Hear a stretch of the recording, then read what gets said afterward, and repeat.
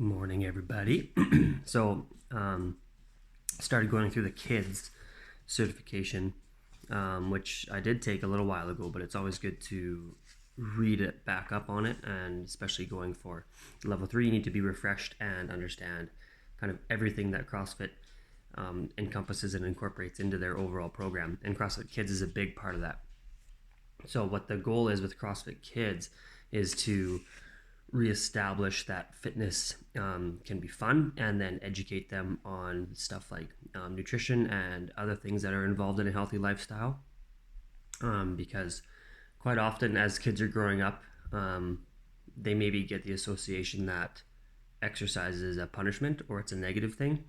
If you think back to when you were growing up in sports and stuff, if you didn't do something, you got punished with push-ups or sit-ups or something like that, right?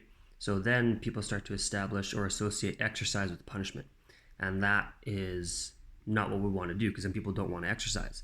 If they don't want to exercise when they're young, they're way less likely to want to exercise as they get older. So what CrossFit Kids does is they talk about withholding the fun. So they're still going to do their exercise and try to associate fun with exercise and have a good positive environment. But when it comes to if they start acting out, there's always going to be a game at the end of their session, and they know that.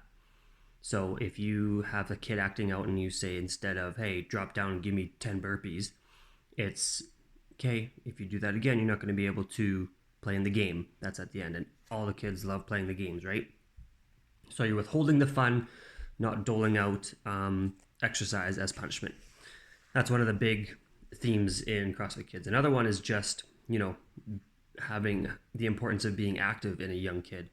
There are so many research articles cited in the CrossFit Kids certification course. It's unbelievable. So I'll read like a page or 2 pages. Maybe you can see this.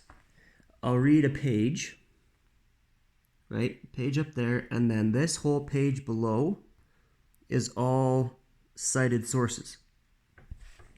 So they are really gung-ho, obviously, on the literature that's out there. There's tons of stuff that is positively associating exercise with kids' development, not only physically, but mentally as well. It's huge. They are talking about how, a lot of times the first thing that gets cut from schools is physical activity.